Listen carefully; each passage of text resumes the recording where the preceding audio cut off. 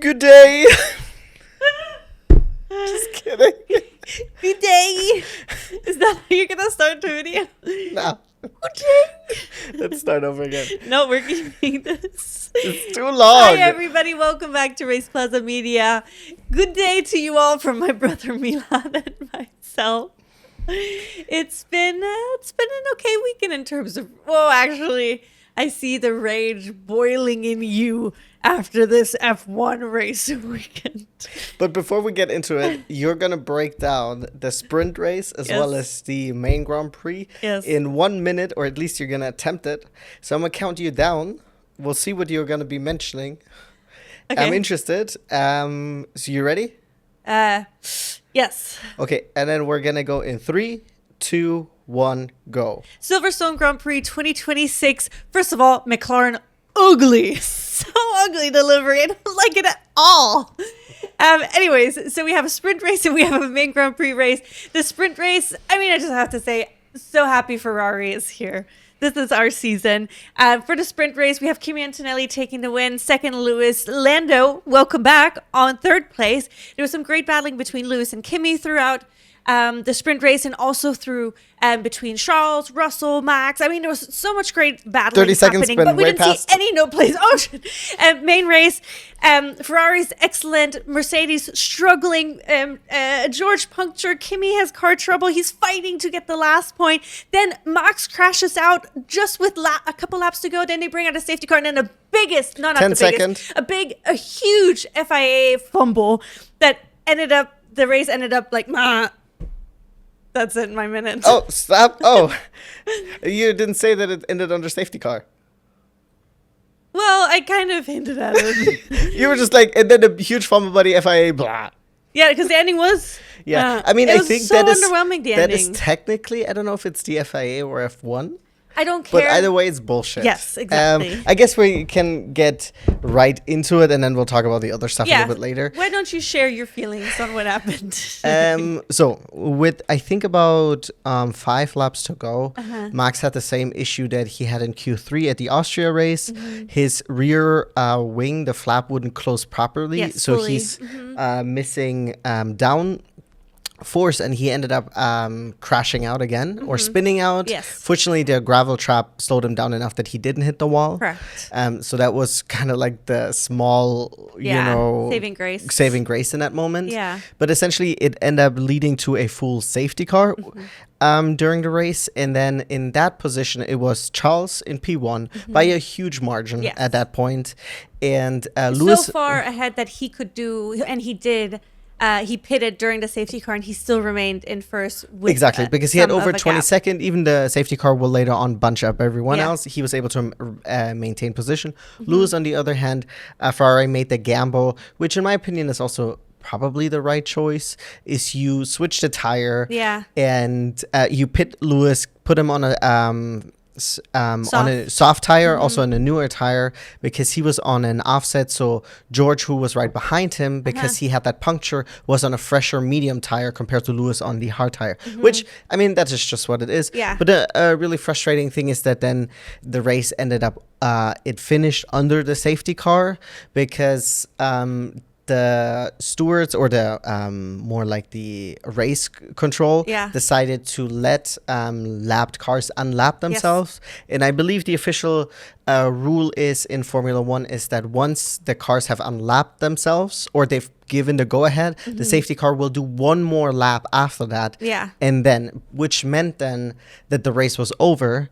But as far as I'm understanding, is the rule is that you don't have to let the lapped cars unlap themselves. It's just that once you do it, the safety car has to do another go around, which just ended up the race ending in a safety car, which is so just boring. It is like, what I was thinking, it's one of those feelings that, you know, when you watch a movie and then at the end, like, the character wakes up and is always a dream. It's like a huge cop-out, you know?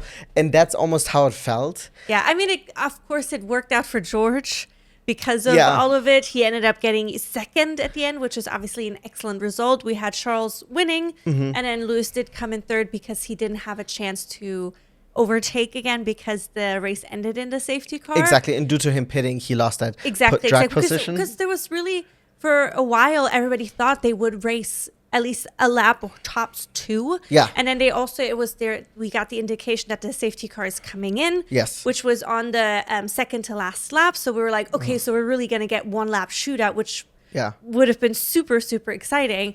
However, then they took away the safety car ending sign and the safety car finished the last lap. And it was just a bummer. So, I mean, it's just... I think because it did start off decent. We had some really fun battling between George and Lewis and also Max and George. And I mean, there was some really fun battling happening, which was really great to watch. And then it kind of balanced out again for a hot second. I mean, we did have... Just a sprint. Oh, yeah. And we did actually have also... we did have a virtual safety car because of... For the umbrella. For the umbrella, and then also one for Nico. Yes, correct. Yes, because Nico's car broke down again. Exactly, his car broke down, but it broke down right after the pit lane exit, so retrieving it didn't really take very long. No. I mean, I think a couple cars ended up pitting during that time frame, but only the ones who are really right there already at the pit lane entrance. And also conveniently, his car broke down at the old pit lane exit, so there was already a way for it to be just tucked away. Yes. So you're right in that. So that actually, Max ended up benefiting from that the most, I would say, from the top teams, because he was able to sneak into the pits and save some time. Unfortunately, of course, in the end it didn't matter. It would have been interesting to see that battle between Lewis and Max, because we've seen it a couple of times this season already.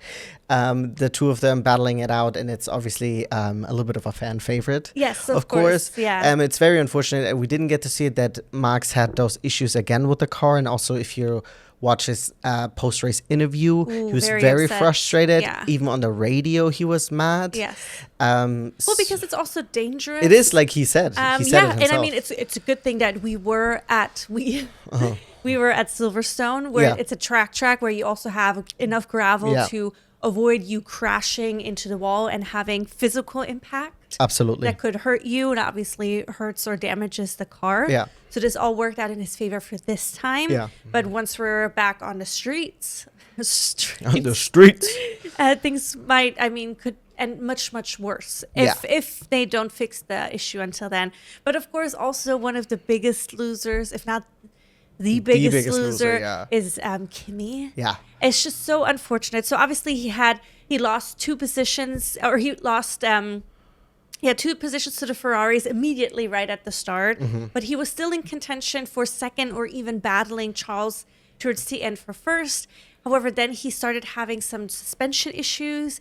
They thought they had figured out the issue with like a tire cap or something like that, but it wasn't quite that. But I loved hearing his dedication over the radio. I'm not saying that nobody else would do this in his position, but you could hear him over the radio, and they're like, they were ready to retire the car in a sense, but he was like, no, I want to try and stay in and get the last point if I can, Exactly. But then the really upsetting part is also then, because he was having these suspension issues, he went wide more often than not. So then he got a 5-second penalty for track limits. Yeah. But it's like the track. I understand that those are the rules, but I think there's a way to look at the rules, or maybe have like a caveat to the rules if you're exceeding track limits, but you're not gaining. Yeah, you're not gaining. Or you're truly losing time, which in both cases, or in the multiple cases that he was going wide, he did. Yeah. Then you should not be getting to penalty. I read online, and I agree with the sentiment. It's like, so I do think we should look at stuff like this. Yeah. With like also like a little bit of critical thinking. Yes. So it's like, clearly he is not cutting corners to gain anything. Yes. He in fact is losing. However, someone did point out, and I would agree with that then, which is then he should receive a penalty for driving a car that is not safe. Like, if you're not able to keep it on the track, right, and drive safely, right, then you shouldn't maybe be driving it, because then it's like, then I would agree with the sentiment, like, give him a penalty for that.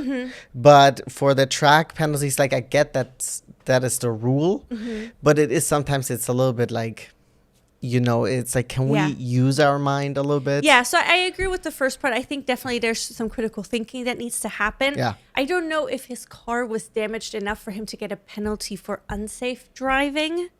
Well, but he can't keep it on the track. No, I hear what you're saying, and it's like on my insides, I am battling with being, of course, partial to Kimi because it is Kimi that we're talking about here. But on the other hand, he didn't, at least up until the point that we were seeing him, he didn't really impede or anybody else's race. So that's why I'm like, I'm not quite sure if I'm ready to give him a penalty point for unsafe driving. I'm not saying a penalty moment. point, but a penalty. Not like a super No, license I point. hear what you're saying. I hear what you're saying. But I think for me, it's just like it is. Then we're getting into like a slippery slope. Then, yes, of course. you of know. course. And with F1, above all, you give them an inch, they'll take a mile. Yes. And it is in the end, maybe this is. It is maybe something now that this has happened, and Yeah. if people are big enough upset about it within F1, then maybe they should talk about a rule change Yes. officially. It's like if a driver is having issues. Yeah. But then again, how often is this happening? Yes. And then it refers back to, well, if your driver's having issues, maybe you shouldn't be driving it. Yeah, so You know? I hear what you're saying, but I think Yeah. there's definitely some tweaking that can be made. Absolutely. But I do want to go back again. Like, I still can't believe that one, they ended on a safety car. It just seemed When you- unnecessary. Exactly. One, it seemed unnecessary. And then two, it's like you missed out on this opportunity to create this insane chaos and Last- adrenaline fueled Last lap shootout. And shootout. it's not even for like the win, because I think Charles would have been able to get away Mm-hmm. because he was on a soft tire and George was on the Older mediums. on the defense. But it's not even also about, I don't want George to be on second or anything like that, because it's also a home race for him. Yeah. It is for more of like the excitement of the sport. Yes. And it would have not only been the front, it's like everyone or a large majority of the grid had pitted for new tires. So everyone wanted part of the shootout. There could have been a lot of, position changes. And it just seems like a missed opportunity for no reason. It's like, Yes. in a way, we already don't have that much F1 Yes. in a way. Like if you compare to like motorsports to any regular sport, where like in football you get like how many games do they play per season, right? Yeah. They play, I don't know, in baseball they play like 165. Something, yeah, like the same I'm not amount. saying 165, but you already get not that much. Yeah. In it, because it wasn't infringing the rules if you would have just raced it out. Exactly.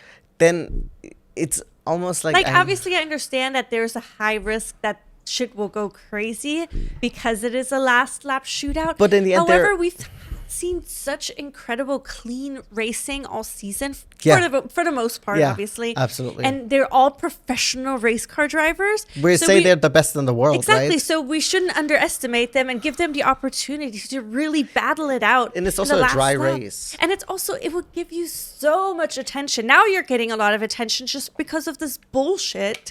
And because people are mad that we had such a flat, boring ending to a race that could have been even more exciting. And we've had some excellent Silverstone races in the past. Absolutely. I keep thinking of the 2024. Yeah. We're in the rain with Lewis winning. That was not in the That rain. was not in the Last rain? year was in the rain. Last year was in That's the when rain. Lando won. That was also crazy. But And then then the year Lewis before, winning. Yes. I mean, But it's just like, why did you take this away from us? I was very frustrated afterwards. That was not a Yes. secret. Yes, you were. I'm gonna say a few more negative things, and then I feel like let's move on to some positive things that sure. happened.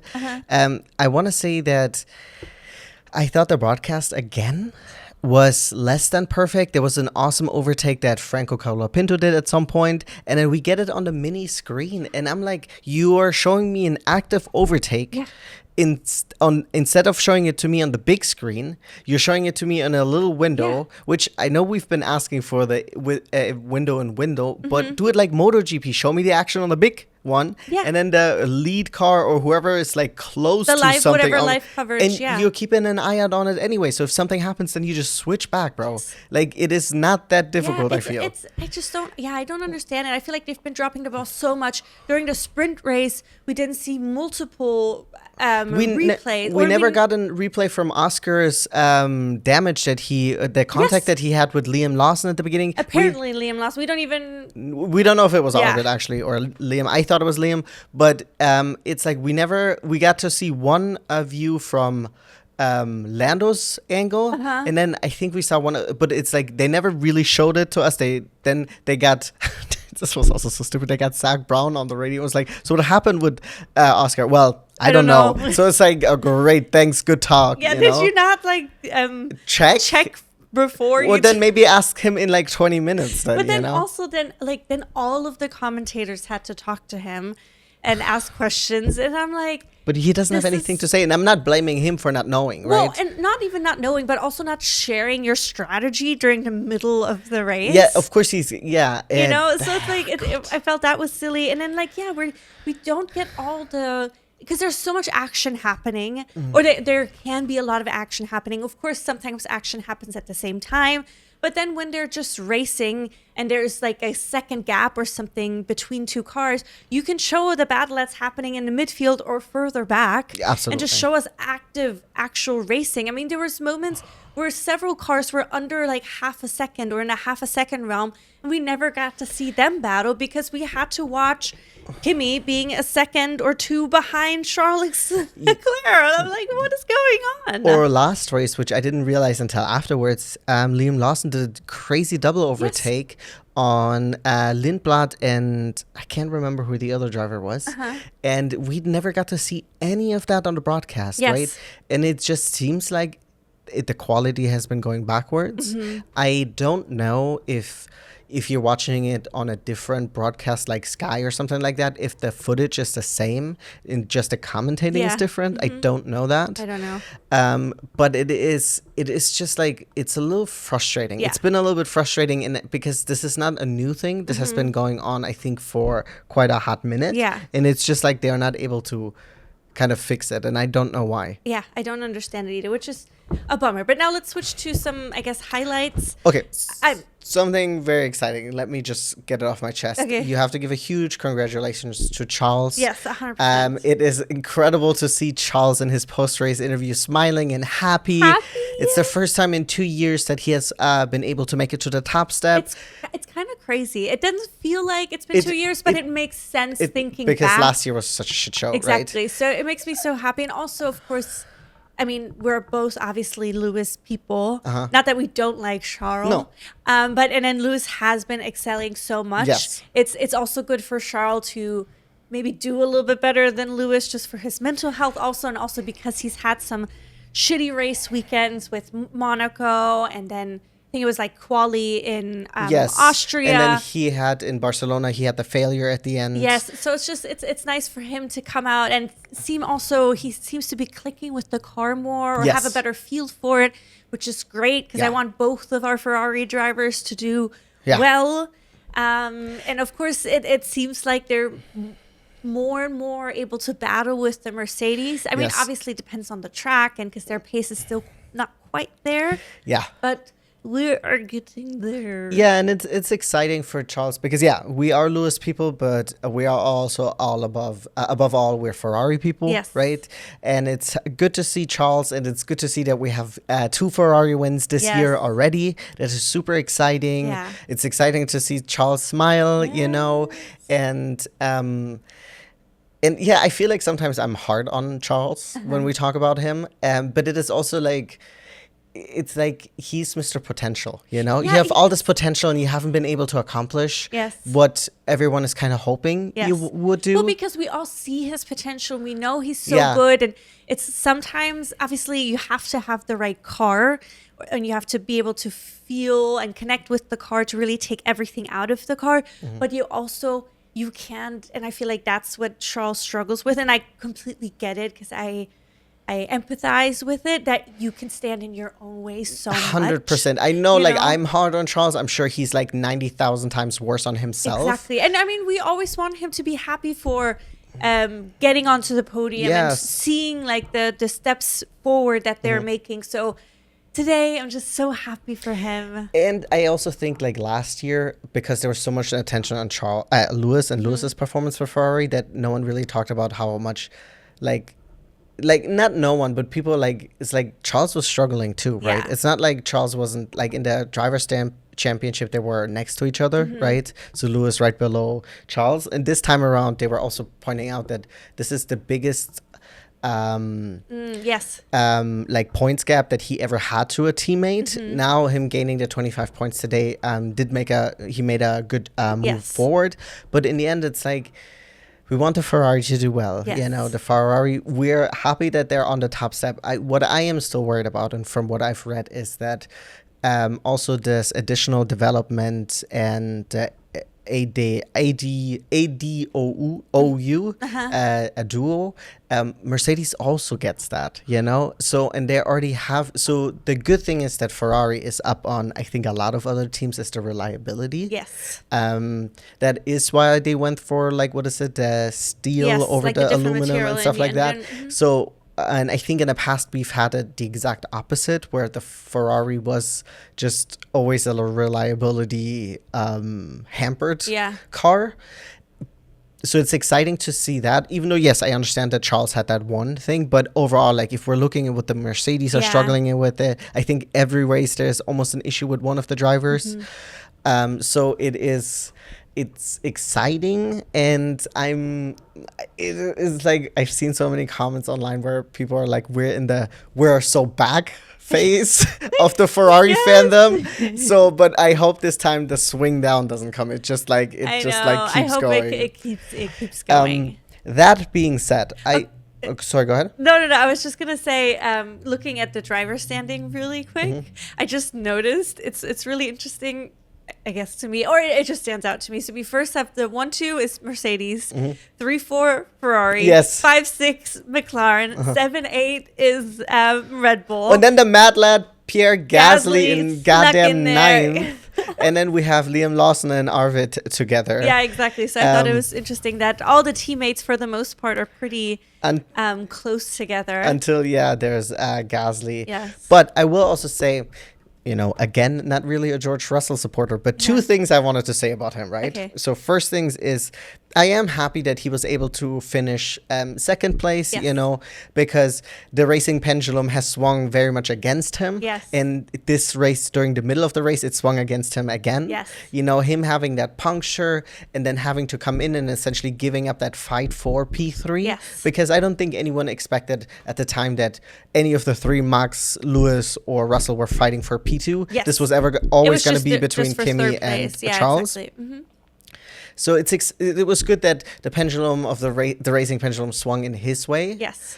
And I will say, right, and I think probably besides Stroll I am very hard on George here all the time, right? Yeah. It is just a thing. I think it is him coming to Mercedes maybe, and me being a Lewis fan. I don't know what it is, right?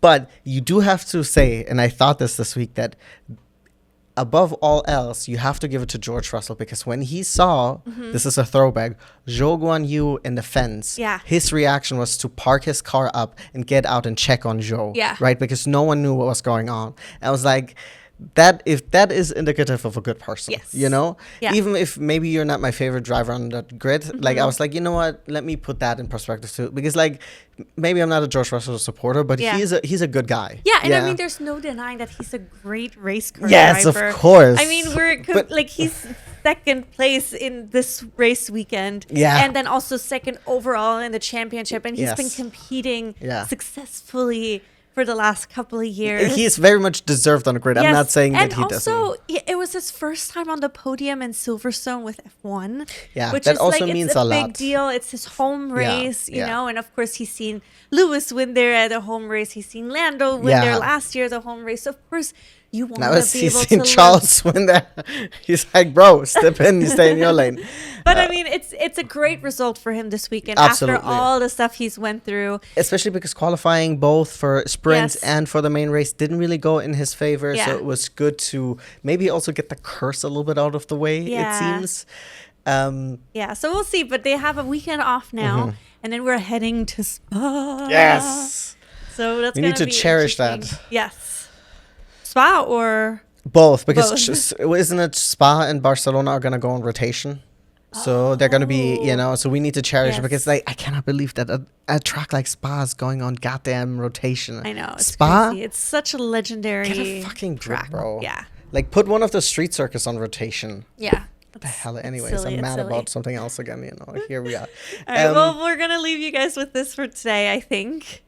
Yes? Did you want to say something else? Also, sorry, just real quick, big congratulations to Liam Lawson. I feel like he's been flying under the radar, but Yes. he's been super strong, super Yes. consistent, and I'm a little bit mad that I traded him in my F1 fantasy team because I keep losing money. I have never money to trade. Like, what the hell are you? Yeah, fair. Anyways. But give us a like, give us a Yes. subscribe. Thank you so much for tuning in. We'll be back tomorrow with our F1 Academy video. It's lots to talk about there, and we will see you then. Bye-bye. Bye.